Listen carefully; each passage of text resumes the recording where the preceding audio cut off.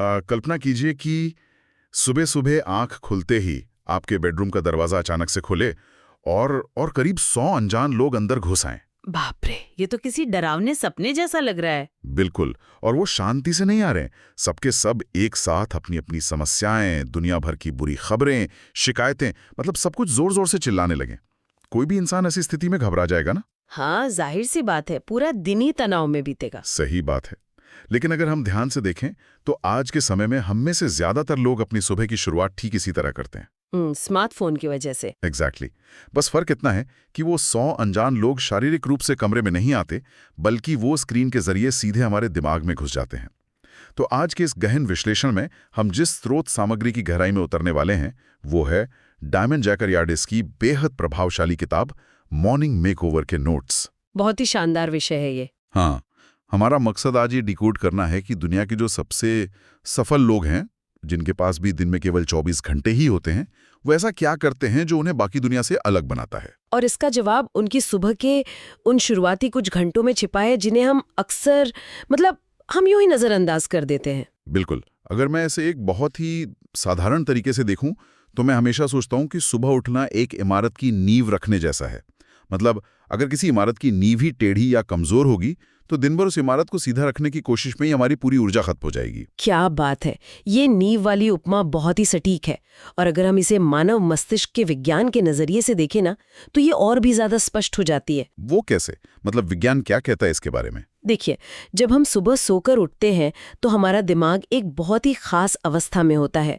विज्ञान की भाषा में इसे अल्फा या थीटा ब्रेनवेव स्टेट कहा जाता है। अच्छा, अल्फा या थीटा।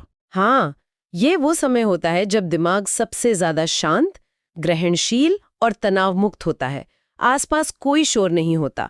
और सबसे बड़ी बात, कल की थकान के बाद दिमाग की जो कॉग्निटिव लोड सहने की क्षमता है, यानी मानसिक बोझ उठाने की ताकत, वो बिल्कुल ताजा होती है। तो मतलब हमारा दिमाग उस वक्त एक ब्लैंक स्लेट की तरह होता है। एग्जैक्टली।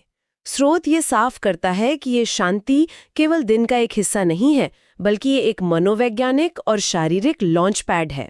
लेकिन होता क्या है, जब कोई व्यक्ति इस अमूल्य समय में बिना किसी योजना के घुसता है, ये उठते ही फोन के स्क्रीन से चिपक जाता है, तो वो सब बर्बाद हो जाता है। वो जो मैंने 100 लोगों के कमरे में घुसने वाली बात कही थी। हाँ, बिल्कुल वही। व्यक्ति अपने दिमाग को प्रोएक्टिव मोड यानी खुद नियंत्रण करने वाले मोड से निकालकर रिएक्टिव मोड में धकेल देता है।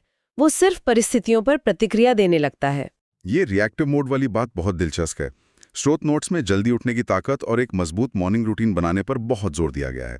लेकिन वहाँ ये भी साफ किया गया है कि जल्दी उठने का मतलब केवल घड़ी में अलार्म लगाकर किसी भी तरह बिस्तर से बाहर गिर जाना नहीं है। हाँ, बिल्कुल नहीं। वो तो सिर्फ खुद को सजा देना हो गया। सही कहा। ये असल में अनुशासन के साथ अपने दिन की कमान अपने हाथों में लेना है। और यहीं पर वो फोन वाली गलती सबसे भारी पड़ती है। बिल्कुल, क्योंकि देखिए होता क्या है, जब कोई इंसान सुबह उठते ही सबसे पहले अपना फोन चेक करता है, सोशल मीडिया देखता है या काम के ईमेल्स पढ़ता है, तो उसके शरीर में तुरंत कॉर्टिसोल नाम का स्ट्रेस हार्मोन रिलीज होने लगता है। ओहो, सुबह सुबह स्ट्रेस हार्मोन। हाँ, दिमाग जो अभी अभी नींद की उस अल्फा स्टेट वाली शांति से बाहर आया था, उसे अचानक ये प्रोसेस करना पड़ता है कि दुनिया में क्या हो रहा है, किसने क्या मैसेज किया है। इसके साथ ही सोशल मीडिया उसे डोपामाइन का एक बहुत ही त्वरित और सस्ता शॉट देता है। मतलब दिन शुरू होने से पहले ही दिमाग थकने लगता है। एग्जैक्टली। दिमाग भटकाव का शिकार हो जाता है। और स्रोत के अनुसार एक बात जो लोग भूल जाते हैं, एक अच्छी सुबह की नींव असल में उस सुबह नहीं बल्कि पिछली रात को ही रखी जाती है। अच्छा, रात की नींद का इसमें क्या रोल है? बहुत बड़ा रोल है। नींद की गुणवत्ता सीधे तौर पर यह तय करती है कि अगले दिन सुबह दिमाग कितनी अच्छी तरह काम करेगा। अगर रात को देर तक स्क्रीन्स के सामने जागने की आदत है, तो मेलेटोनिन जो हमारा स्लीप हार्मोन है, वो सही से नहीं बन पाता। मेलेटोनिन कम होगा तो नींद अच्छी नहीं आएगी। हाँ, और फिर सुबह उठकर ऊर्जावान महसूस करना जैविक रूप से मतलब बायोलॉजिकली असंभव हो जाता है। लेकिन यहाँ मुझे एक बात हमेशा खटकती है। हम अक्सर सुनते हैं कि जो लोग सुबह 4 या 5 बजे उठते हैं, बस वही जीवन में सबसे ज्यादा सफल होते हैं। मैं सोच रहा था, क्या सुबह 5 बजे की घड़ी में कोई जादुई शक्ति है? ये बहुत ही आम सवाल है। मतलब मान लीजिए कोई व्यक्ति रात की शिफ्ट में काम करता है या किसी का शरीर स्वाभाविक रूप से सुबह जल्दी उठने के लिए नहीं बना है, तो क्या उसके लिए सफलता के दरवाजे बंद हो गए? मुझे तो ऐसा लगता है कि असली बात समय की नहीं बल्कि बिना किसी बाधा के वो शांत समय निकालने की है। आप बिल्कुल सही सोच रहे हैं और स्रोत सामग्री इस बात को बहुत ही तार्किक ढंग से स्पष्ट भी करती है। 5 बजे उठने के पीछे कोई रहस्यमय शक्ति या जादू नहीं है। फिर असली जादू क्या है? असली जादू उस व्याकुलता मुक्त वातावरण में है, यानी डिस्ट्रैक्शन फ्री एनवायरनमेंट जो सुबह जल्दी उठने पर मिलता है। दुनिया सो रही होती है, इसलिए कोई किसी का ध्यान नहीं भटकाता। हाँ, फोन की घंटियां नहीं बजती। बिल्कुल। अगर किसी व्यक्ति का रूटीन अलग है, मान लीजिए वो लेट नाइट शिफ्ट करता है, तो उसके लिए उसका गोल्डन आवर वो पहला घंटा है जब वो नींद से जागता है, चाहे वो सुबह के 10 ही क्यों ना बज रहे हों। तो बदलाव कैसे लाया जाए? क्या कल से ही अलार्म 3 घंटे पहले का लगा लें? नहीं, ऐसा बिल्कुल नहीं करना है।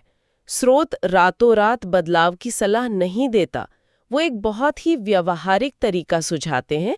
जो भी आपका सामान्य उठने का समय है, उससे रोज केवल 30 मिनट पहले उठने की आदत डालना। अच्छा, धीरे धीरे, सिर्फ 30 मिनट। हाँ, इसके साथ ही स्रोत में कुछ बायोलॉजिकल ट्रिगर्स की बात की गई है, जैसे सुबह उठते ही सबसे पहले एक बड़ा ग्लास पानी पीना। पानी पीने से क्या होता है? रात भर सोने के कारण शरीर और दिमाग डिहाइड्रेटेड हो जाते हैं। पानी तुरंत नसों में ऑक्सीजन का प्रवाह बढ़ाता है। फिर हल्की स्ट्रेचिंग करने से मांसपेशियों में जमा हुआ तनाव खुलता है और रक्त संचार तेज होता है। मतलब ये सब शरीर को जगाने के वैज्ञानिक तरीके हैं। बिल्कुल, ये शरीर और दिमाग को सक्रिय रूप से काम करने के लिए तैयार करने के विशुद्ध वैज्ञानिक तरीके, कोई चमत्कार नहीं है। सही है।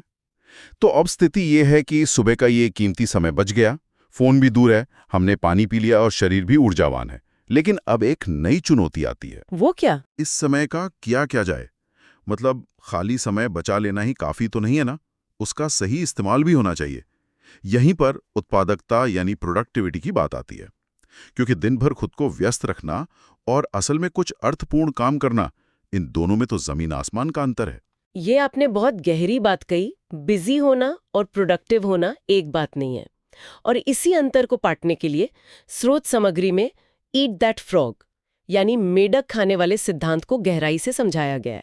ईट दैट फ्रॉग सुनने में थोड़ा अजीब लगता है। मेढक खाना? हाँ, थोड़ा अजीब है, लेकिन इसका सीधा सा मनोवैज्ञानिक अर्थ ये है कि दिन का जो सबसे कठिन, सबसे डरावना और सबसे महत्वपूर्ण काम है, वही हमारा मेंढक है। अच्छा, तो सबसे मुश्किल काम ही मेढक है? हाँ, और नियम ये है कि उस काम को सुबह सबसे पहले खत्म कर लेना चाहिए। लेकिन क्यों? उसे आराम से दोपहर में क्यों नहीं कर सकते? इसके पीछे एक बहुत ही ठोस कारण है, डिसीजन फटीग, यानी निर्णय लेने से होने वाली मानसिक थकान। जैसे जैसे दिन आगे बढ़ता है, हम छोटे छोटे निर्णय लेते हुए अपनी मानसिक ऊर्जा खर्च करते जाते हैं। कपड़े क्या पहनने हैं, नाश्ता क्या करना है, ईमेल्स का क्या जवाब देना है। तो दोपहर तक हमारी बैटरी डाउन हो जाती है। एग्जैक्टली। दोपहर तक हमारी इच्छा शक्ति यानी विल पावर काफी हद तक कम हो चुकी होती है। इसलिए जब हम सुबह सबसे पहले उस सबसे मुश्किल काम को निपटा लेते हैं, तो दिमाग के उस हिस्से का इस्तेमाल होता है जो सबसे ज्यादा तरोताजा है। और जब वो बड़ा काम पूरा हो जाता है तो जो शांति मिलती है। बिल्कुल, दिमाग में उपलब्धि का एक गहरा एहसास होता है, एक तरह का डोपामाइन रश, और फिर बाकी का पूरा दिन मनोवैज्ञानिक रूप से बहुत आसान और हल्का लगने लगता है। इसके अलावा स्रोत में काम को व्यवस्थित करने के लिए टाइम ब्लॉकिंग की बात की गई है। टाइम ब्लॉकिंग मतलब दिन के अलग अलग हिस्सों को विशिष्ट कार्यों के लिए ब्लॉक कर देना। हाँ, ठीक भाई। टाइम ब्लॉकिंग का विचार तो समझ आता है, लेकिन मैं आजकल देखता हूं कि इस तेज तर्रार दुनिया में लोग एक ही समय में कई काम करने को अपनी बहुत बड़ी खूबी मानते हैं। मल्टीटास्किंग को एक स्किल की तरह पेश किया जाता है, जो कि असल में एक बहुत बड़ा भ्रम है। वही तो मैं इसे इस तरह से सोच रहा था कि मल्टीटास्किंग करना ऐसा है जैसे कोई इंसान एक ही समय में 3 अलग अलग गाड़ियां चलाने की कोशिश कर रहा हो। एक हाथ इस स्टीयरिंग पर, दूसरा उस स्टीयरिंग पर। क्या ऐसे में किसी भी गाड़ी का सही दिशा में जाना मुमकिन है? बिल्कुल नहीं। 3 गाड़ियां एक साथ चलाने की स्थिति केवल एक भयंकर दुर्घटना को ही जन्म दे सकती है। मानव मस्तिष्क जैविक रूप से एक साथ कई ऐसे काम करने के लिए बना ही नहीं है जिनमें ध्यान लगाने की जरूरत हो। तो फिर लोग जो दावा करते हैं कि वो मल्टीटास्किंग कर रहे हैं, वो असल में क्या कर रहे हैं?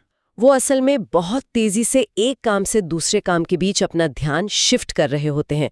विज्ञान इसे कॉन्टेक्स्ट स्विचिंग कहता है। अच्छा, कॉन्टेक्स्ट स्विचिंग। हाँ, हर बार जब दिमाग एक काम छोड़कर दूसरे काम पे जाता है, तो उसे नई जानकारी लोड करने में ऊर्जा खर्च करनी पड़ती है।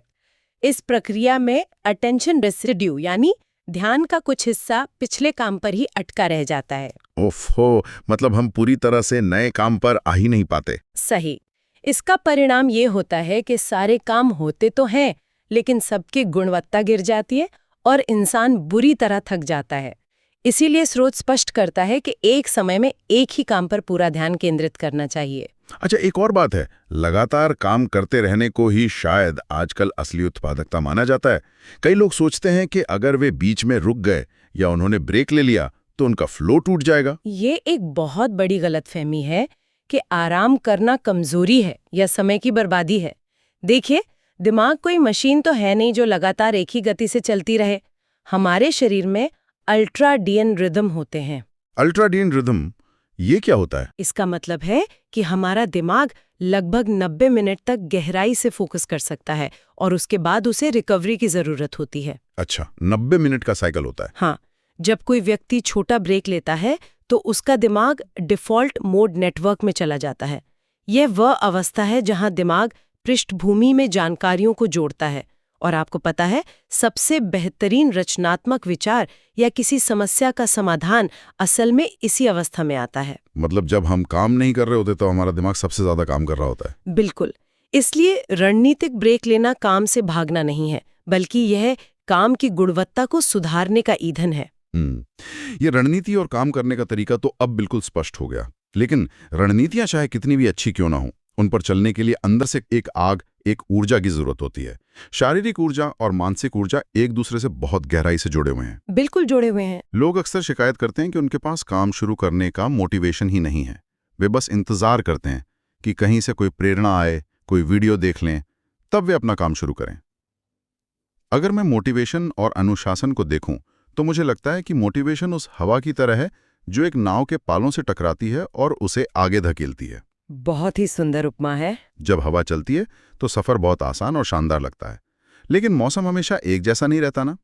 हवा कभी भी रुक सकती है। ऐसी स्थिति में अनुशासन उस नाव का इंजन है। जब हवा बिल्कुल बंद हो, कोई मोटिवेशन ना हो, तब भी ये इंजन नाव को उसकी मंजिल की तरफ खींच कर ले जाता है। वाह, ये हवा और इंजन वाली बात बिल्कुल सटीक बैठती है। मोटिवेशन के भरोसे बैठे रहने की जो समस्या है ना, वो बहुत आम है। ये बात समझना बहुत जरूरी है कि प्रेरणा कोई ऐसी जादुई चीज नहीं है जो अचानक आसमान से गिरती है। हाँ, कि बस बैठे बैठे आ जाएगी। स्रोत सामग्री इस बात पर गहराई से प्रकाश डालती है कि शरीर और दिमाग को ऊर्जावान बनाए रखने के लिए लगातार सही आदतें डालनी पड़ती हैं। उदाहरण के लिए, जब हम व्यायाम करते हैं या सही और संतुलित भोजन करते हैं, तो शरीर केवल शारीरिक रूप से ही मजबूत नहीं होता, मानसिक असर भी होता है इसका। बहुत ज्यादा। इस प्रक्रिया में एंडोफिन और सेरोटोनिन जैसे रसायन रिलीज होते हैं जो दिमाग की उदासी और कोहरे को साफ करते हैं। यही शारीरिक ऊर्जा मानसिक स्पष्टता और प्रेरणा में बदल जाती है। तो वो जो लोग कहते हैं कि पहले मोटिवेशन आएगा तब हम एक्शन लेंगे, मनोविज्ञान इसके बिल्कुल विपरीत काम करता है। असलियत ये है कि जब हम किसी काम को शुरू कर देते हैं, भले ही हमारा मन ना हो रहा हो, तो वो एक्शन हमारे दिमाग में गति पैदा करता है। मतलब पहले इंजन चालू करना पड़ेगा। हाँ, थोड़ी सी प्रगति देखने पर दिमाग डोपामाइन रिलीज करता है और तब जाकर वो मोटिवेशन पैदा होता है जो हमें काम पूरा करने में मदद करता है। यानी सीधी सी बात है, एक्शन से मोटिवेशन आता है, ना कि मोटिवेशन से एक्शन। ये बहुत ही गहरी बात है। लेकिन जब हम मानसिक स्पष्टता यानी मेंटल क्लैरिटी की बात करते हैं, तो आज के समय में ऐसा लगता है जैसे हर कोई ओवर थिंकिंग की बीमारी से परेशान है। हाँ, ओवर थिंकिंग तो जैसी महामारी बन गई है। दिमाग में हर समय विचारों का इतना शोर रहता है कि किसी एक चीज पर फोकस करना मुश्किल हो जाता है। तो जब तक ये शोर शांत नहीं होगा, तब तक कोई भी ऊर्जा या इंजन काम कैसे करेगा? सही सवाल है।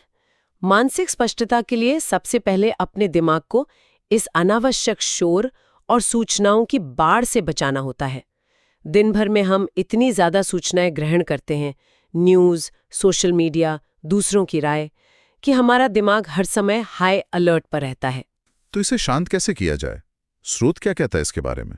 इसे नियंत्रित करने के लिए स्रोत में कुछ बहुत ही मजबूत उपाय बताए गए हैं, जैसे ध्यान यानी मेडिटेशन लगाना, जर्नलिंग करना या प्रकृति के बीच कुछ समय बिताना।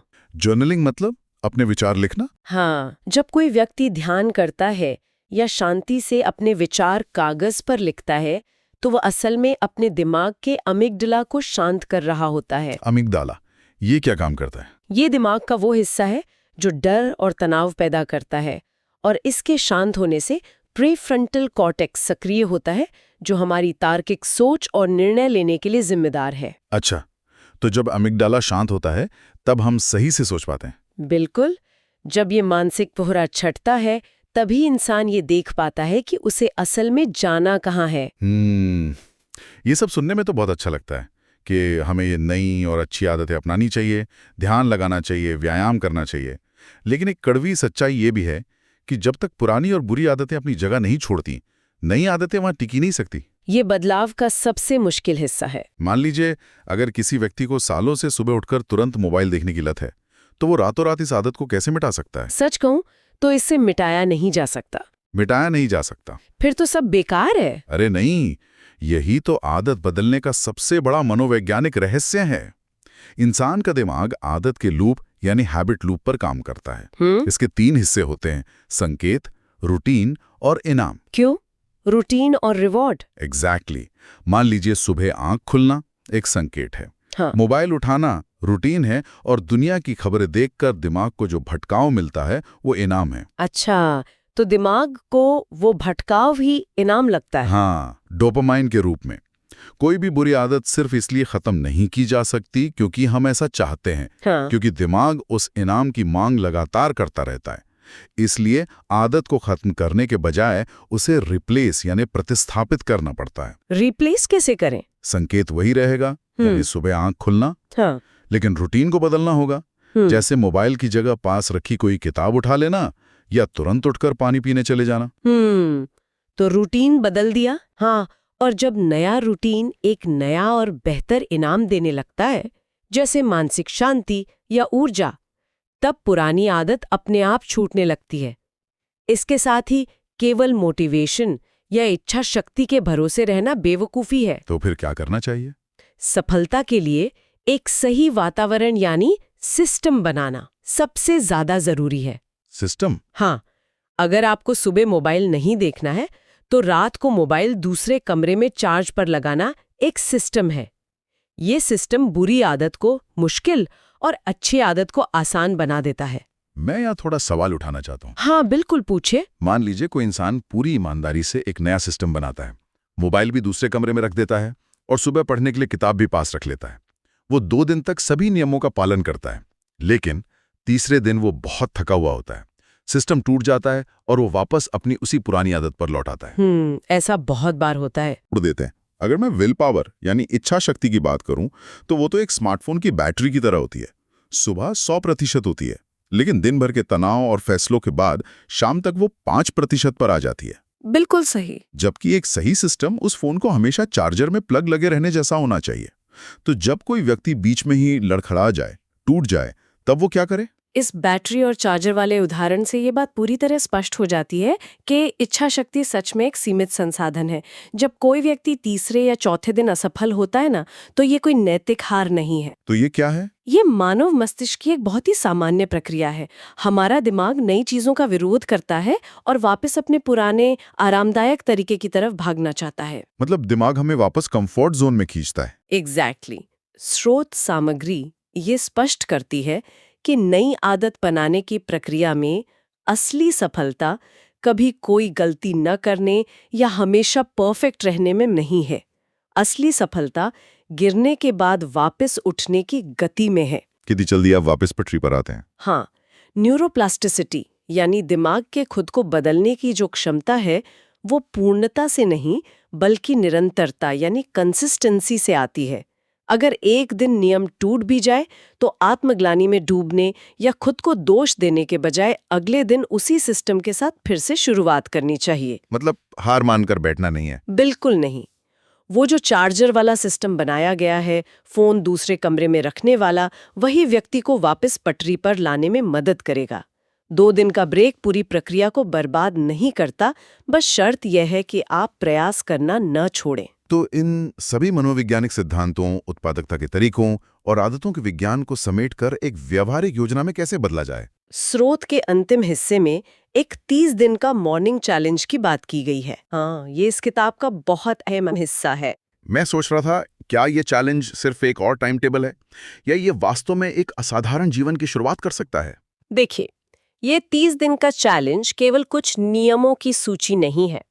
ये एक संपूर्ण एक्शन प्लान है जो हमारे दिमाग की वायरिंग को पूरी तरह से बदलने के लिए डिजाइन किया गया है। 30 दिन ही क्यों?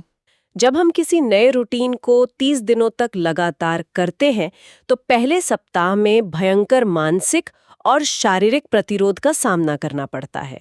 शरीर बार बार कहता है कि वापस सो जाओ। हाँ, पहले कुछ दिन तो बहुत तकलीफ होती है। लेकिन जब हम उस प्रतिरोध को पार कर लेते हैं, तो दूसरे और तीसरे सप्ताह में वो रूटीन थोड़ा सामान्य लगने लगता है और चौथे सप्ताह तक आते आते वो हमारी पहचान यानी हमारी आइडेंटिटी का हिस्सा बन जाता है। इस चैलेंज का मुख्य विचार ग्रोथ माइंडसेट विकसित करना है। ग्रोथ माइंडसेट मतलब हर दिन बेहतर होना? हाँ, ये इस बात को गहराई से समझना है कि हमारे दैनिक जीवन के छोटे छोटे निर्णय, जैसे अलार्म बजने पर स्नूज बटन ना दबाना, सुबह के पहले घंटे में बिना किसी स्क्रीन के खुद के विकास पर काम करना या ध्यान लगाना, लंबे समय में कितने बड़े परिणाम ला सकते हैं। और इसमें सिर्फ सुबह ही नहीं बल्कि रात की दिनचर्या भी शामिल है। बिल्कुल। इस चैलेंज में सोने से पहले की दिनचर्या को सुधारने पर भी एक व्यवस्थित तरीके से काम किया जाता है। बिना किसी भटकाव के उस पहले घंटे में अपने शरीर और दिमाग पर किया गया निवेश ही असल में एक साधारण जीवन को असाधारण बनाता है। इन छोटी छोटी दैनिक आदतों और 30 दिन के इस बदलाव को देखकर मुझे अक्सर बैंक में जमा होने वाले कंपाउंड इंटरेस्ट यानी चक्रवृद्धि ब्याज की याद आती है। वो कैसे? देखिए, अगर हम रोजाना अपनी सुबह में केवल 1% का सुधार करें तो एक दिन या एक हफ्ते में शायद कोई बड़ा फर्क नजर ना आए। ये बदलाव बहुत छोटा और ना के बराबर लगता है। हाँ, शुरुआत में तो कुछ खास बदलाव नहीं दिखता। लेकिन जब यही 1% का सुधार महीनों और सालों तक जुड़ता चला जाता है तो ये कंपाउंड इंटरेस्ट की तरह एक विशाल और अविश्वसनीय परिणाम बन चुका होता है। बिल्कुल, यह विज्ञान और गणित का ही नियम है जो हमारे जीवन पर भी पूरी तरह लागू होता है। अक्सर हमें लगता है कि जो सफल या असाधारण लोग हैं वो किसी अलग ग्रह से आते हैं या उनके पास कोई रहस्यमयी शक्ति होती है। हाँ, हमें लगता है कि वो तो पैदा ही ऐसे हुए थे। लेकिन सच्चाई ये है कि वे बस अपने हर दिन की शुरुआत पर, अपनी सुबह की दिनचर्या पर एक अटूट नियंत्रण रखते हैं। वे सुबह के उस आरामदायक नींद के बजाय अपनी व्यक्तिगत ग्रोथ को चुनते हैं। और यही वो आदतों का चक्रवृद्धि ब्याज है जो अंततः उन्हें सफलता के उस शिखर पर ले जाता है जहां बाकी लोग केवल पहुंचने के सपने ही देखते रह जाते हैं। तो इन सब बातों, इस पूरे विज्ञान और मनोविज्ञान का अंततः मतलब क्या है?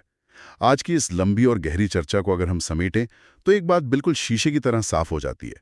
हमारे जीवन को बदलने के लिए, हमारे फोकस और ऊर्जा को एक नई दिशा देने के लिए किसी चमत्कार या जादुई छड़ी की कोई आवश्यकता नहीं है। बिल्कुल सही बात है। लगातार किए गए छोटे छोटे प्रयास, एक मजबूत और लचीला अनुशासन, बुरी आदतों को समझदारी से रिप्लेस करना और एक शक्तिशाली व्याकुलता मुक्त सुबह ही असल में असली रहस्य हैं। और एक बात और है। जी बताइए। जब हम इस पूरे दर्शन को अपने जीवन में उतारते हैं तो हम केवल अपना समय बचाना नहीं सीखते। असल में जब हम अपनी सुबह को मैनेज करना सीख जाते हैं तो हम अपने दिमाग को मैनेज करना सीख जाते हैं।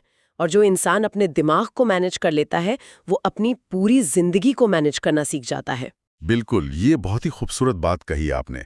एक इंसान के दिन की गुणवत्ता पूरी तरह से इस बात पर निर्भर करती है कि उसने अपने सुबह की गुणवत्ता कैसी रखी थी। और जब हम इन सुधरी हुई सुबहों को एक साथ जोड़ते हैं तो यही मिलकर हमारे पूरे जीवन को आकार देती हैं। बिल्कुल। और इसी शक्तिशाली विचार के साथ हम स्रोत सामग्री पर आधारित इस विस्तृत चर्चा के अंत में आ गए हैं। लेकिन जाने से पहले सुनने वालों के लिए जरा एक पल रुककर इस एक अंतिम विचार पर गौर कीजिए।